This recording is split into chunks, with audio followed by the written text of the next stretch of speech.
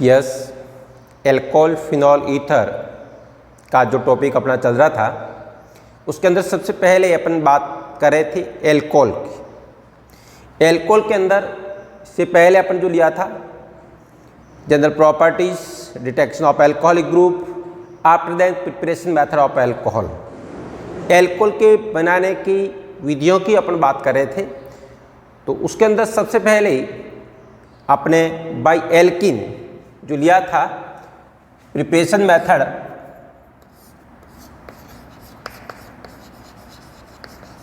Preparation method of alcohol. Alcohol की preparation method की बात कर रहे थे, जिसके अंदर अपने सबसे पहले लिया था प्रिपरेशन मेथड के अंदर, इसमें जिसे अपन यूँ कहें बाय एल्किन, एल्किन के अंदर hydration, hydroboration, oxidation and oxymercuration and demercuration. तो एल्कोहल के प्रिपरेशन मेथड की यदि बात करें अपन, तो एल्कोहल के प्रिपरेशन मेथड के अंदर सबसे पहले अपन बाय एल्कीन के अंदर एल्कीन के हाइड्रेशन से एल्कोहल कैसे बनता है इसकी सारी बात की थी। उसके बाद एल्कीन के हाइड्रोबोरेशन ऑक्सीडेशन से एल्कीन कैसे बनती है ये अपन इससे पहले बात की थी। आज अपन करेंगे ऑक्सीमर्क्यूरेशन, डीमर्क्यूरेशन, ठीक है, जिसके द्वारा एल्कोहल का फॉर्मेशन कैसे होता है ये अपन ले बात को। तो सबसे पहले अपन बात करें यहाँ पर ऑक्सीमर्क्यूरेशन एंड डीमर्क्यूरेशन।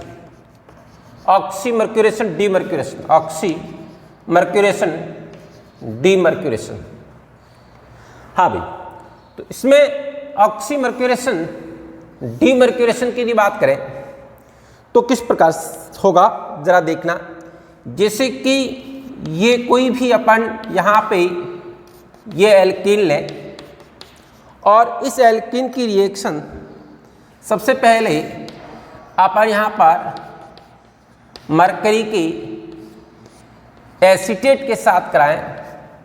साथ के अंदर ये पहला स्टेप, साथ के अंदर H2O ले लें, THF, और दूसरा जो स्टेप लिया गया है वो अपन सोडियम बोरोहाइड्राइड बेसिक मीडियम में रख देते। हाँ भी, तो सबसे पहला जो काम होगा वो मैं कह रहा हूँ अभिक्रिया की पहचान करना है। क्या ये दी गई अभिक्रिया हाइड्रो इसमें मर्क्यूरेशन, डीमर्क्यूरेशन है?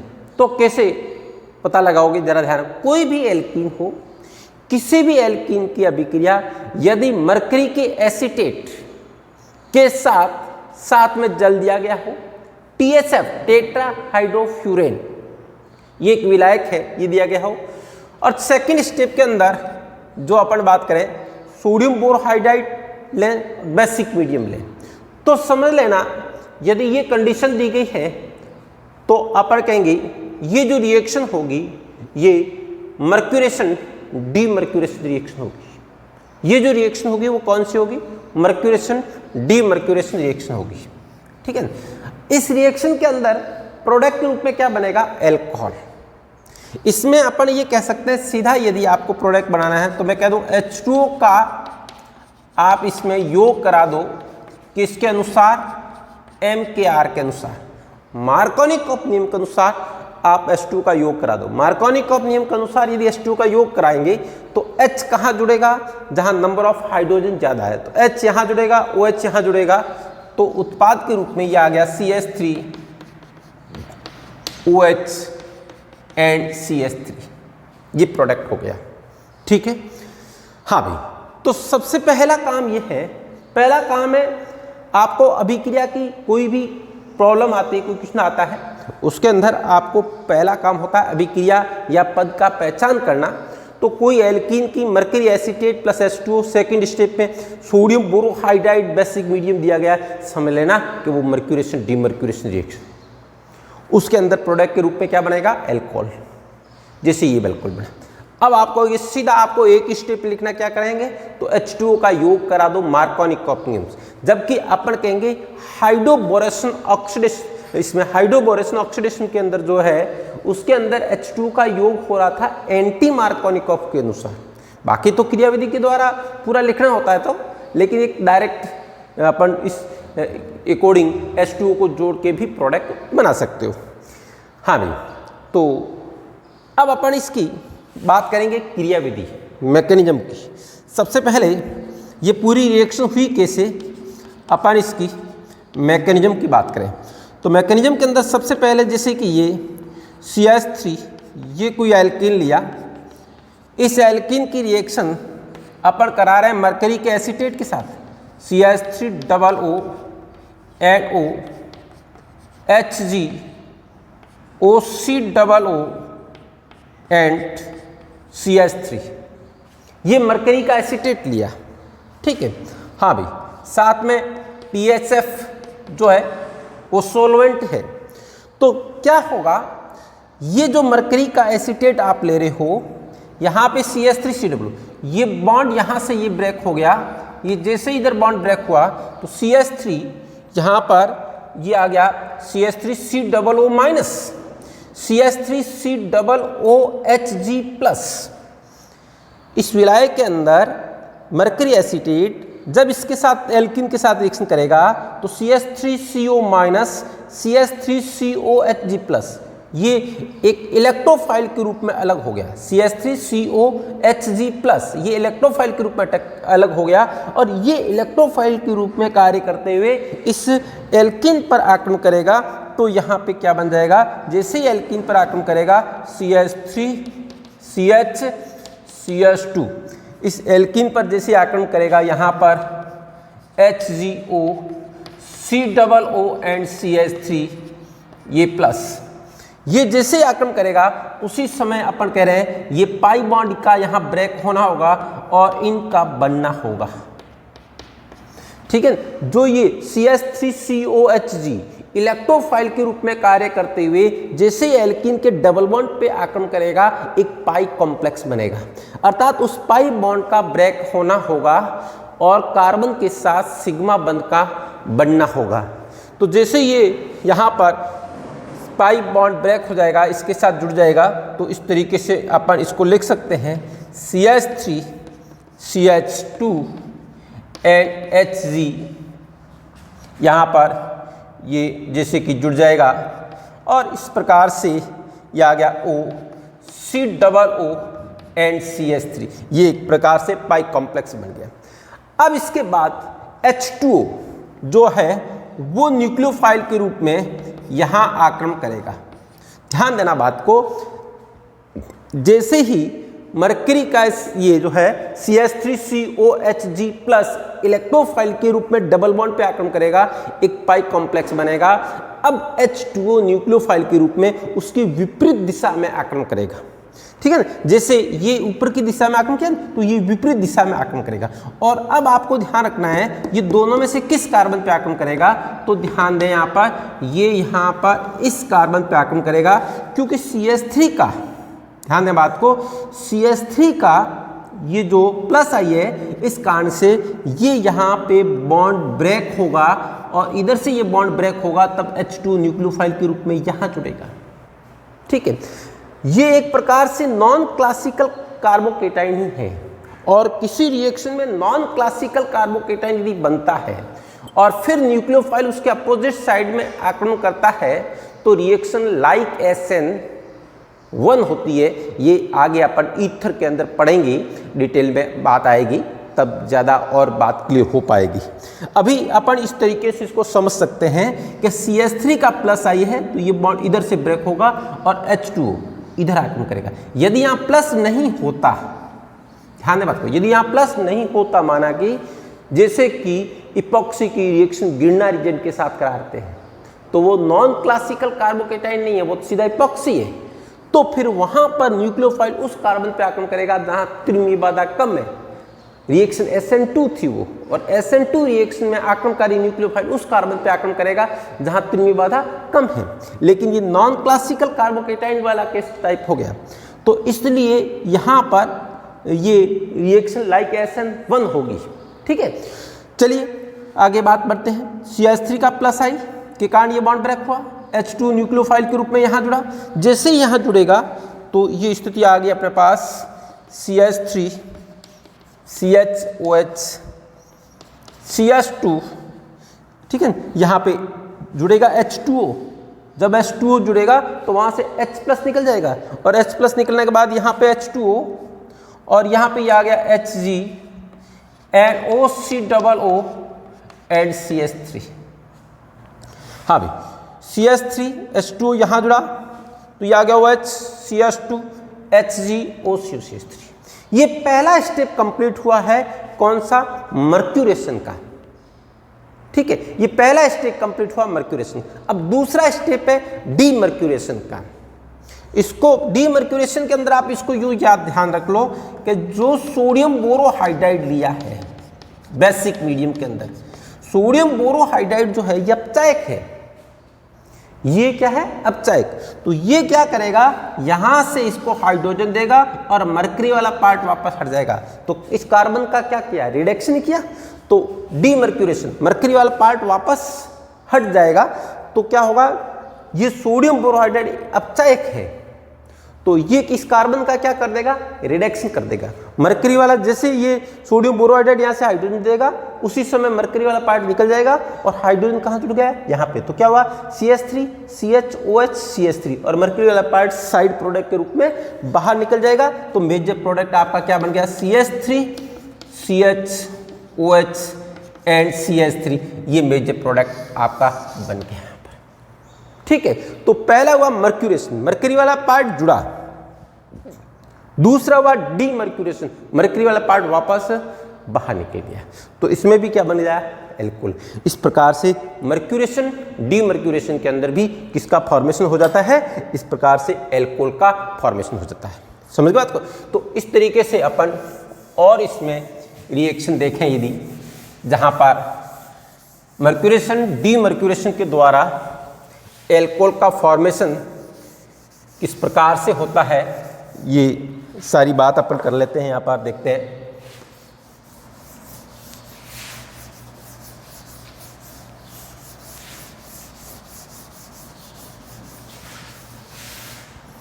हाँ भाई, चलिए एक एग्जाम्पल लिया यहाँ पर जिसमें का CH3CH OH, यहाँ पर लिख देता हूँ CH3 CH double bond CH2। ये कोई एल्कीन ली, इस एल्कीन की रिएक्शन करा रहा हूं मैं यहाँ पर CH3CO ट्वाइस HG यहाँ पर एंड H2O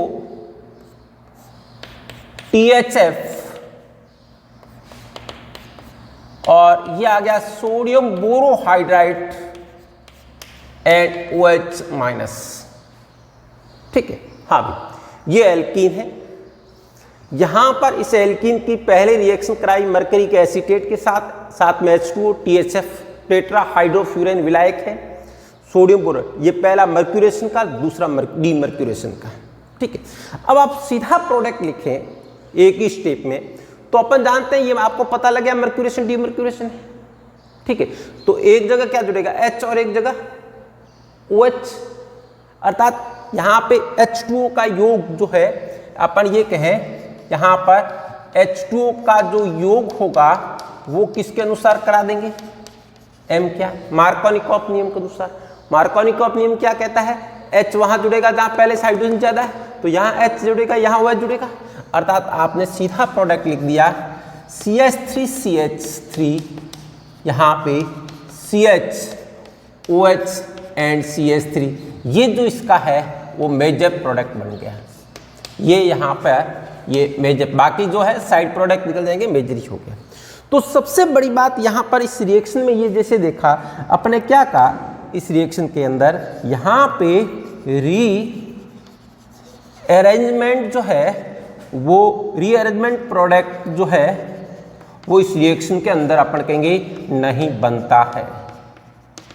इसीलिए इसमें देखिए इंटरमीडिएट कार्बोकेटाइन नहीं बना, वास्तविक कार्बोकेटाइन बना ही नहीं। कि जहां जैसे एल्कीन के हाइड्रेशन जलयोजन से जो अल्कोहल बना रहे थे उसमें इंटरमीडिएट कार्बोकेटाइन बना था, और जहां इंटरमीडिएट कार्बोकेटाइन बनता है वहां रीअरेंजमेंट होता है। यहां एक रियल कार्बोकेटाइन नहीं बना, ठीक है, तो रीअरेंजमेंट प्रोडक्ट पॉसिबल नहीं है, इसलिए कोई प्रॉब्लम नहीं है। आप पूरी मैकेनिज्म यहां नहीं लिखो तो भी कोई प्रॉब्लम नहीं है, ये पूरी लिखने की जरूरत नहीं है, आप सीधा एक ही स्टेप में प्रोडक्ट लिख सकते हो। क्यों? क्योंकि इसमें रीअरेंजमेंट तो होगा नहीं। तो क्या करोगे, H यहां जोड़ देंगे। ओवरऑल होता क्या है, ओवरऑल वैसे तो H2O के अंदर अपन कहेंगे OH यहां से आता है, H यहां से आता है। देखिए पहले H2O जुड़ा तो यहां OH आ गया, दोबारा सोडियम बोरोहाइड्राइड से यहां से H आता है डीमर्क्यूरेशन के दौरान, और डीमर्क्यूरेशन के दौरान मर्क्यूरी वाला पार्ट हटता है और यहां का हाइड्रोजन यहां आता है। तो इसलिए अपन ये कह रहे हैं यहां पर इसमें क्लासिकल कार्बोकेटाइन अपन कह सकते हैं इस टाइप का बनता है, लेकिन रियल कार्बोकेटाइन नहीं बनता, नॉन क्लासिकल कार्बोकेटाइन बनता है, रियल कार्बोकेटाइन नहीं बनता है, इसलिए रीअरेंजमेंट प्रोडक्ट पॉसिबल नहीं है। सीधा आप इस तरीके से H2O को जोड़ के भी प्रोडक्ट बना सकते हो, ठीक है। दूसरी बात, वैसे 12th लेवल तक की तो इतनी स्टीरियो की बात आती नहीं है, लेकिन प्रोडक्ट के आगे कंपटीशन की बात करें, यदि पूछा जाए कि एडिशन सिन हुआ या एंटी, तो इसमें एंटी एडिशन हुआ। इसमें एडिशन कौन सा हुआ, एंटी एडिशन, ठीक है, क्योंकि मर्करी वाला पार्ट इधर आ गया और H इधर जुड़ रहा है, तो मर्करी वाला पार्ट जिधर जुड़ा ना उसके विपरीत दिशा में H2O जुड़ा, तो OH इधर से आया, और डीमर्क्यूरेशन के दौरान जिधर से मर्करी वाला पार्ट हट रहा है उधर से H जुड़ रहा है, तो ये एंटी एडिशन कंसीडर होता है, ठीक है।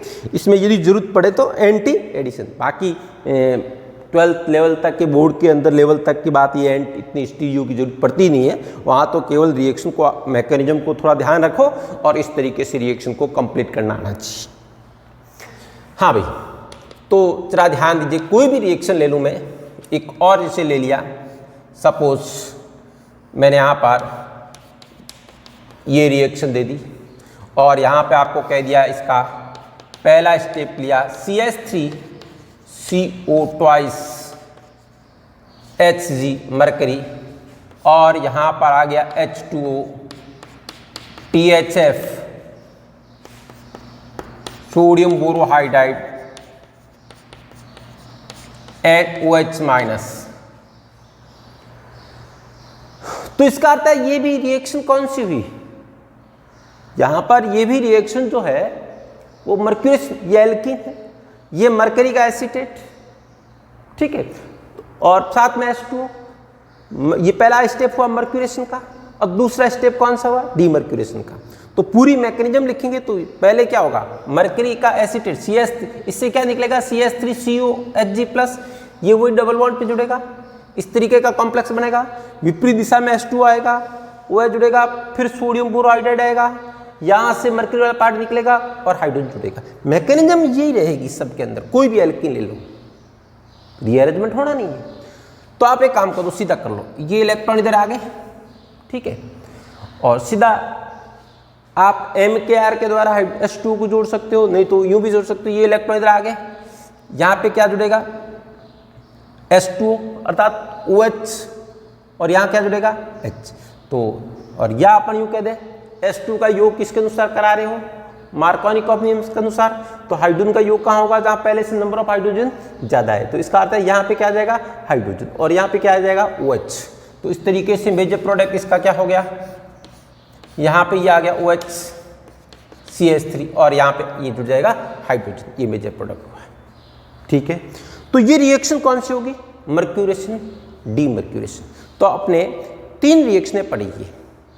एल्कीन के द्वारा एल्कोहल का निर्माण कैसे होता है, पहले एल्कीन के जलयोजन से, कैटलिस्ट एसिड कैटलिस्ट हाइड्रेशन से, अम्ल उत्प्रेरक जलयोजन से, दूसरा लिया हाइड्रोबोरेशन ऑक्सीडेशन, तीसरा ऑक्सी मर्क्यूरेशन डीमर्क्यूरेशन, ठीक है। चलिए अब अपन इसके बाद आगे यदि बात करें,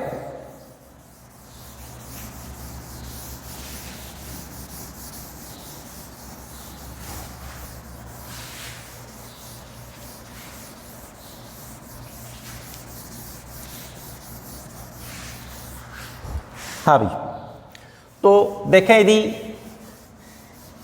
एल्कोहल के प्रिपरेशन के लिए और कौन कौन से मेथड हैं जिनको अपन काम में ले सकते हैं, एल्कोहल के बनाने के अंदर जिनको यूज़ कर सकते हैं, देखते हैं और यूज होने वाले जो मेथड है उनकी बात करेंगे।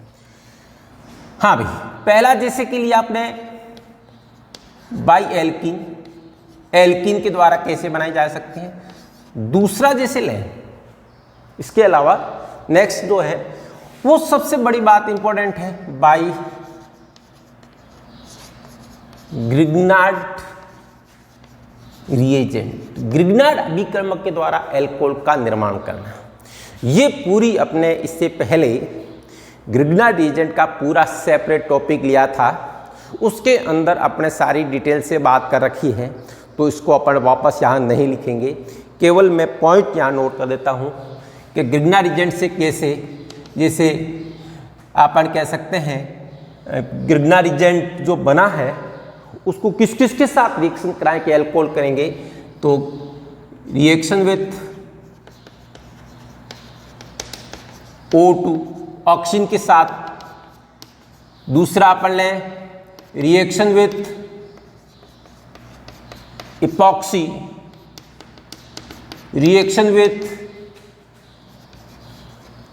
अपन कहेंगे carbonyl compound, reaction with acid derivative. जैसे कि अपने इससे पहले जो लिया था reaction with Grignard reagent, Grignard reagent के साथ अभिक्रिया करा के भी आप एल्कोहल के ग्रिग्नार्ड रिएजेंट के द्वारा कैसे बना सकते हो। तो ग्रिग्नार्ड रिएजेंट की रिएक्शन सबसे पहले जैसे कि ऑक्सीजन के साथ कराएंगे, एक योगात्मक उत्पाद बनेगा, जल अपघटन कराएंगे, एल्कोहल बनेगा। ठीक है। रिएक्शन विथ इपॉक्सी, इपॉक्सी के साथ ग्रिग्नार्ड रिएजेंट करेगा। ठीक है, पहले न्यूक्लियोफिलिक सब्स्टिट्यूशन रिएक्शन होगी, योगात्मक प्रोडक्ट मिल जाएगा, फिर जल अपघटन करा के आप एल्कोहल प्राप्त कर सकते हो। 1 डिग्री एल्कोहल बन सकता है, 2 डिग्री बन सकता है, 3 डिग्री एल्कोहल बन सकता है। ये इपॉक्सी के अंतर्गत बात की थी। Reaction with carbonyl compound, Grignard reagent की reaction carbonyl compound aldehyde ketone formaldehyde के साथ कराओगे 1 डिग्री, अन्य एल्डिहाइड के साथ रिएक्शन कराओगे 2 डिग्री एल्कोहल मिलेगा, कीटोन के साथ रिएक्शन कराओगे 3 डिग्री एल्कोहल बनेगा। 1 degree, 2 degree, 3 degree alcohol carbonyl compound के साथ रिएक्शन कराने पर प्राप्त किए जा सकते हैं। ठीक है ना। ग्रिग्नार्ड रिएजेंट की रिएक्शन यदि कार्बोनिल कंपाउंड के साथ कराएंगे तो 1 डिग्री, 2 डिग्री, 3 डिग्री एल्कोहल प्राप्त कर सकते हो। Reaction with acid derivative, acid chloride के साथ रिएक्शन कराओगे ग्रिग्नार्ड रिएजेंट की तो आपको फाइनल कौन सा प्रोडक्ट मिलेगा, 3 डिग्री एल्कोहल।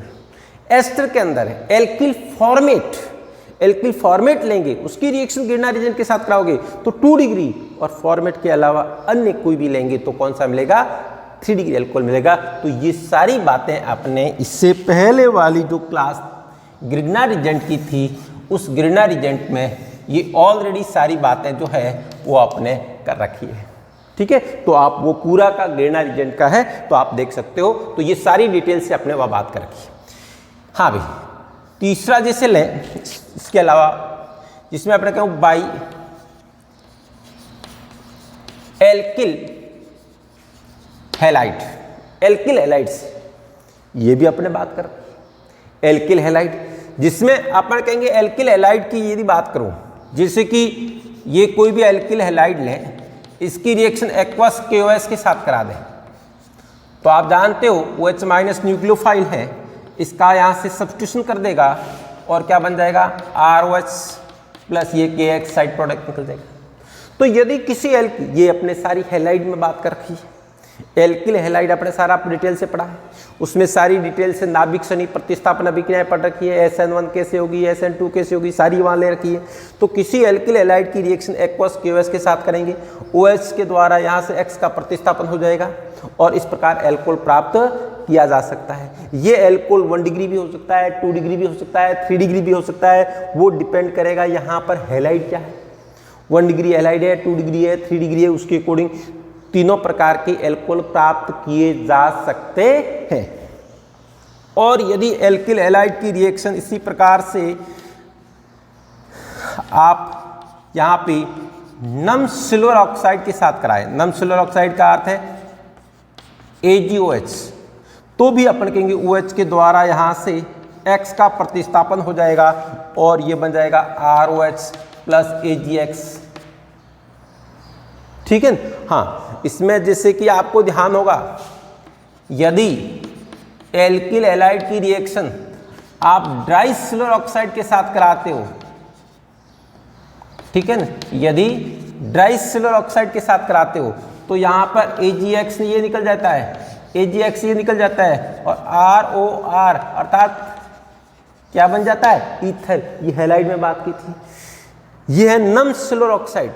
ठीक है, नम सिल्वर ऑक्साइड के साथ है तब अपन कहेंगे ये, यदि एल्किल हैलाइड की रिएक्शन आप ड्राई, ये क्या है यहाँ पर, ये है dry silver oxide, dry silver oxide नम सिल्वर ऑक्साइड के साथ कराओगे तो दो एल्किल हैलाइड के मोल एक के साथ रिएक्शन करेंगे, इस प्रकार से AgX निकल जाएगा ROR अर्थात यह क्या बन जाएगा यहाँ पर, ये यहाँ पे किसका फॉर्मेशन हो गया, ईथर का फॉर्मेशन हो गया। ठीक है। हाँ भाई, तो इस प्रकार से आप एल्किल हैलाइड से ईथर का फॉर्मेशन कर सकते हो। इसी प्रकार से अपन यदि और लें, जिसमें अपन कह सकते हैं by 1 degree amine, by 1 degree amine, 1 degree amine से भी आप एल्कोहल प्राप्त कर सकते हो। वो जरा कैसे, जरा ध्यान दीजिए। यदि आप 1 डिग्री एमीन ये लिया, कौन सा, एलिफेटिक, ध्यान देना, एलिफेटिक 1 डिग्री एमीन लें और इसकी रिएक्शन आप HNO2 के साथ करा दें, या चाहे इसकी रिएक्शन NaNO2 प्लस HCl के साथ करा दें, क्या होगा, ये भी अपने याद कीजिए डाई एजोटाइजेशन कराया था इससे पहले। एक ध्यान रखें बात को, ऑर्गेनिक के अंदर आपको पहले जो पढ़ी हुई बातें हैं वो ध्यान रखनी पड़ेगी। ओवरऑल पूरी ऑर्गेनिक यदि देखा जाए तो एक ही यूनिट है, ये सीक्वेंस वाइज चलती है, एक स्टेप से दूसरा, दूसरे स्टेप से अगला स्टेप चलता है। पहले वाले स्टेप यदि आप नहीं पढ़ते हो, पहले वाले स्टेप यदि आप नहीं समझते हो तो आगे की बात आपको समझ में नहीं आएगी। इसलिए ऑर्गेनिक को हमेशा सीक्वेंस से पढ़ना जरूरी होता है, सीक्वेंस से समझना जरूरी होता है, तभी आप प्रॉपर बात समझ पाओगे। ऐसा नहीं है आपने पहले कुछ पढ़ा नहीं है और बीच में से ऑर्गेनिक का कोई भी आप पार्ट उठा के पढ़ लें, समझ लें, तो बहुत मुश्किल काम है। इसलिए जिस सीक्वेंस से अपने सारा पढ़ रहे हैं उसी सीक्वेंस से यदि प्रॉपरली टाइम टू पढ़ते जाओगे तो बातें क्लियर हो पाएगी। सडनली कोई एक बीच में से टॉपिक उठा के ना आप समझ लोगे, वो इजीली पॉसिबल नहीं होगा। इसलिए पहले वाली बातें वापस पढ़ते रहें, वापस उनको रिवाइज करते रहें। हाँ भाई, 1 डिग्री एमीन, ये अपने डाई एजोटाइजेशन का 2 क्लास के अंदर बात हुई थी अपने उसमें, तो 1 डिग्री एमीन का HNO2 या NaNO2 साथ HCl के साथ कराओगे, 1 डिग्री एमीन का क्या होगा, डाई एजोटीकरण होगा और डाई एजोटीकरण के दौरान ये बनेगा डाई एजोनियम आयन। ठीक है, ये पूरी मैकेनिज्म भी बताई थी वहां पे, पूरी मैकेनिज्म डाई एजोटाइजेशन की पूरी मैकेनिज्म बताई थी। तो 1 डिग्री एमीन एलिफेटिक है तो ये डाइजोनियम आयन जो बनेगा वो अनस्टेबल होगा, और उस समय जो मैकेनिज्म बताई थी उसको याद कीजिए, वापस चेक करना, देखना, उस डाइजोटीकरण के दौरान ही रिएक्शन के अंदर निकलता है H2O। जब डाइजोटीकरण रिएक्शन, क्योंकि HNO2 से पहले बनता है NO+ अटैक करता है यहाँ पे NH2 पे, फिर आगे H2 निकलता है, ठीक है, और लास्ट में डाइजोनियम आयन बनता है। एरोमेटिक एमीन से बना डाई एजोनियम आयन अनुनाद के कारण स्थायी होता है, एलिफेटिक एमीन से बना डाइजोनियम आयन अनस्टेबल होता है, तो ये अनस्टेबल है। ठीक है, अब यहाँ पे ये गुड लिविंग ग्रुप हो गया तो क्या होगा, ये तुरंत N2 हट जाएगा और H2 यहाँ से इसका प्रतिस्थापन कर देगा और ये ROH और N2 निकल गया यहाँ पे ये किसका फॉर्मेशन हो गया, एल्कोहल का फॉर्मेशन हो गया। तो इस प्रकार से आप 1 डिग्री एमीन से भी एल्कोहल का फॉर्मेशन कर सकते हो, ठीक है। तो ध्यान दें 1 डिग्री एमीन की रिएक्शन HNO2 या NaNO2 प्लस HCl। बाकी ये डाइयूटिकरण अपन एन कंटेनिंग पढ़ेंगे तो और ज़्यादा आगे डिटेल से बात करेंगे, लेकिन डाइयूटिकरण रिएक्शन काफ़ी जगह काम आती है 20-20 में, इसलिए मैंने पहले ही समझाया था, क्योंकि इसके द्वारा एल्कोहल के प्रिपरेशन में आएगी, फिनोल के प्रिपरेशन में भी आएगी, ठीक है ना। इस प्रकार से हैलाइड के प्रिपरेशन में भी काम आया था, सैंडमेयर गाटरमान रिएक्शन वहाँ पर भी डाइजीनियम आयन काम आया था। तो इसलिए अपने इस पे डाइयूटिकरण रिएक्शन पहले आपको समझाई थी, बताई थी। तो एलिफेटिक एमीन का HNO2 या NaNO2 प्लस HCl के साथ कराओगे, इसका डाइयूटिकरण होगा, डाइजीनियम आयन बनेगा, एलिफेटिक एमीन से बना डाइजीनियम आयन अनस्टेबल होगा, डाइयूटिकरण के दौरान H2 निकलता है। ये पूरी मैकेनिज्म अपने पहले बता रखी है, पूरी बात पहले वाली वीडियो में समझा रखी है। इससे पहले जो डाइयूटिकरण कराया था उसमें H2 न्यूक्लियोफाइल के रूप में अटैक करेगा, यहाँ से N2 हट जाएगा और एल्कोहल बन जाएगा। तो ये जो हकीकत में ये जो बातें मैंने अभी बताई है ना, ये केवल वापस आपको रिवाइज करवाई है, ये सारी पहले से डिटेल से डिस्कस हो रखी है, यहाँ तो केवल बताए, बाकी सारी पहले आपको ये पूरा गिरनार रीजेंट का डिटेल से डिस्कस किया था। ये हैलाइड के अंदर बात आती है, ये डाइयूटिक में बात आती है, ठीक है। तो इनके द्वारा भी ये रिएक्शन वापस जो ली अपने, इनके द्वारा भी एल्कोहल का फॉर्मेशन किया जा सकता है। अब अपन इससे आगे बात करें जो है किन किन के रिडक्शन से एल्कोहल बन सकता है, ठीक है। किन किन के रिडक्शन से एल्कोहल बन सकता है, तो ये जो नेक्स्ट है ये अपन आगे नेक्स्ट वीडियो